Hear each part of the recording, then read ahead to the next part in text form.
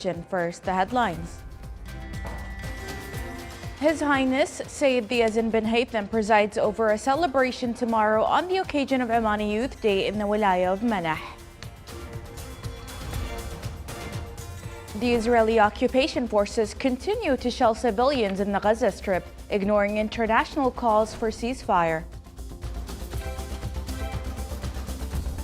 And Israeli shelling on the Lebanese towns continue, and UNRWA warns of deteriorating humanitarian conditions.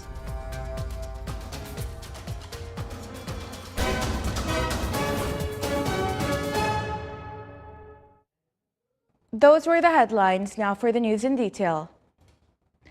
His Majesty Sultan Haytham bin Tariq Al Said sent a cable of greetings to His Excellency Dr. Alexander van der Bellen, President of the Republic of Austria, on the occasion of his country's National Day.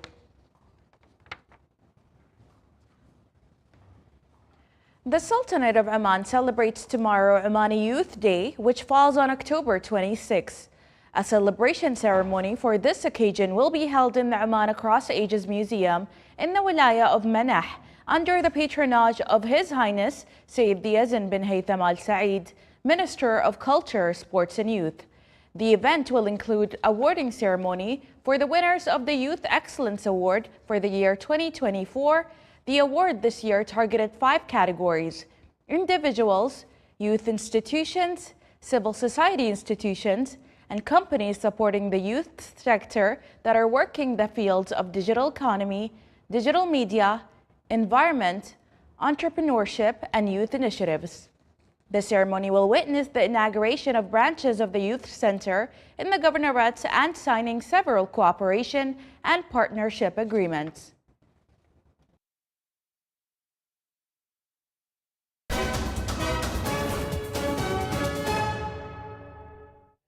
Gaza's Civil Defense Agency said an Israeli attack on a school-turned-shelter killed at least 17 people today in the Palestinian territory's central Nuseirat area. A spokesman for the agency told the reporter that the Israeli military targeted the Al-Shuhada school in Nuseirat camp, killing 17 people and wounding dozens more. The toll was confirmed by Al-Auda Hospital, which said the school had been hit by an airstrike. A statement issued by the Hamas government media office said that thousands of displaced people were sheltering in the school, most of them children and women.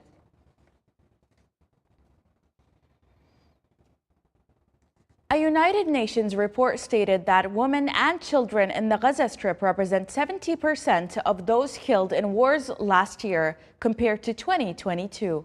The report indicated that the percentage of women killed in armed conflicts doubled during the past year, and that 70% of those deaths occurred in the Gaza Strip, making it the deadliest conflict for civilians in 2023. The UN report indicated that women in war zones face increasing difficulty in accessing health care. On the other hand, the United Nations Office for Coordination of Humanitarian Affairs warned of the escalation of humanitarian suffering in the North Gaza Governorate, where Palestinians are living in tragic conditions under the ongoing Israeli siege. The office noted horrific levels of death, injury, and destruction, with military attacks continuing to destroy homes and displace thousands.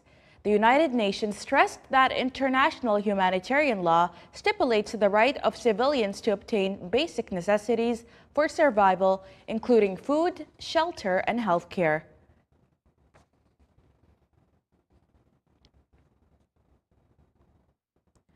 The Lebanese Ministry of Health said that an Israeli raid resulted in deaths and injuries in the town of Haswiya in southern Lebanon. The ministry added that the Israeli army launched a series of raids on various areas in southern Lebanon, which resulted in a number of deaths, including journalists who were directly targeted at their residence. In the village of Yatir, 3 soldiers were killed in an Israeli strike while trying to evacuate wounded people in the Bint Jbeil area in southern Lebanon. For its part, the Lebanese government said that the Israeli military operations in Lebanon killed more than 2,500 people and displaced more than 1 million, which led to the exacerbation of the humanitarian crisis.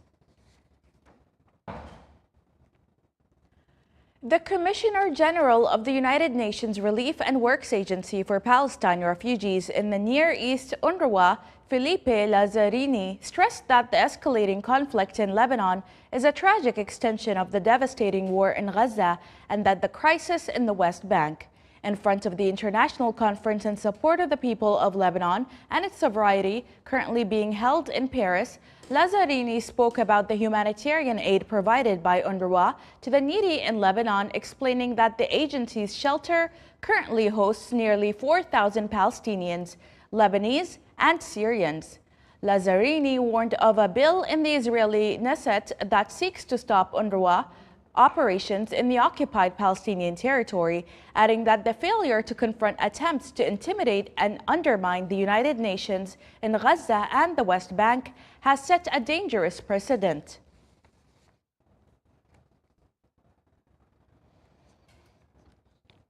Russia sent 2 waves of drones at the Ukrainian capital overnight in its 15th air attack on Kyiv this month, city officials said today.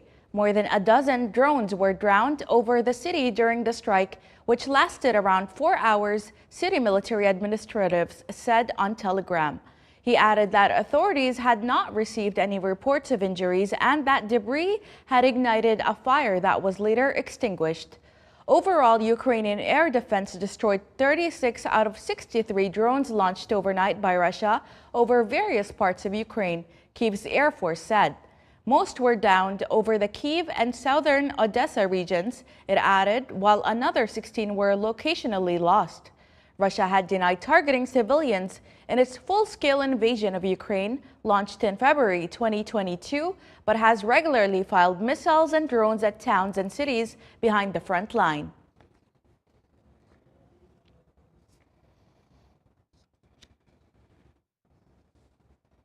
Russian President Vladimir Putin said today his Turkish counterpart Tayyip Erdogan had proposed reviving contracts on Black Sea shipping, but added he had not yet had time to study the documents.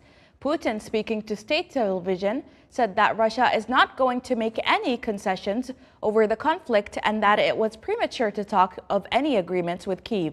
He said that Ukraine had already twice rejected Russian ceasefire initiatives, but that Russian forces were advancing along the fronts.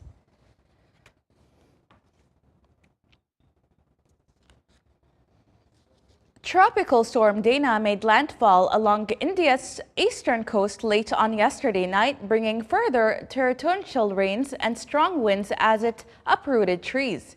Indian authorities shut schools, evacuated hundreds of thousands of people, and canceled trains in parts of the country as rescue teams braced for the storm.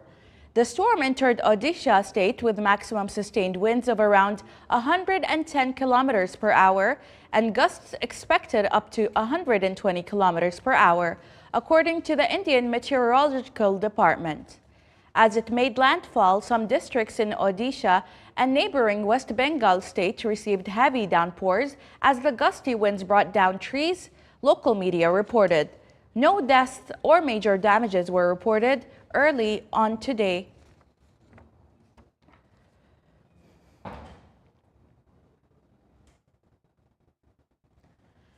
Philippine President Ferdinand Marcos today flew by helicopter over areas in the north of the country to survey the devastation caused by tropical storm Trami. Trami has blown away from the northwest Philippines, leaving at least 82 people dead, mostly in extensive flooding and landslides. Authorities scrambled for more rescue boats to save thousands of terrified people who were trapped, some on their roofs. The storm was last tracked today afternoon, blowing 410 kilometers west of the northwest Philippine province of Ilocos Sur, with sustained winds of up to 95 kilometers per hour and gusts of up to 115 kilometers per hour. The Philippine Weather Agency, however, said it's possible that high-pressure winds and other weather factors in the South China Sea could force the storm to turn back towards the Philippines.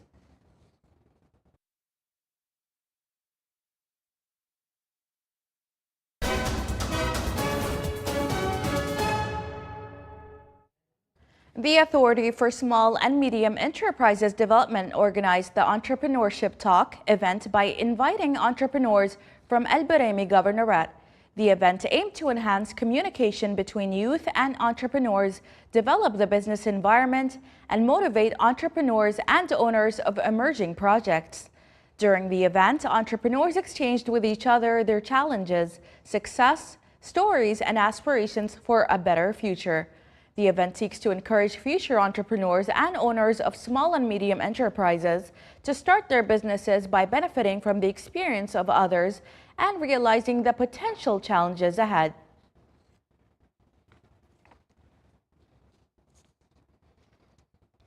The Office of Al-Lahira Governor organized the first awareness forum on cybersecurity. The forum aims to spread awareness on the importance of cybersecurity to strengthen IT security in electronic devices and systems and fix system and program vulnerabilities by adopting safe use policies.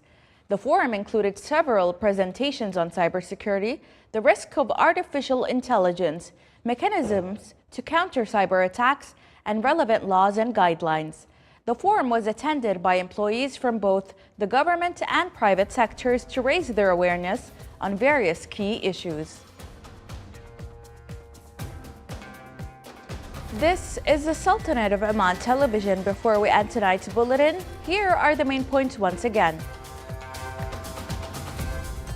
His Highness Sayyid Yazid bin Haytham presides over a celebration tomorrow on the occasion of Omani Youth Day in the Wilaya of Manah. The Israeli occupation forces continue to shell civilians in the Gaza Strip, ignoring international calls for ceasefire.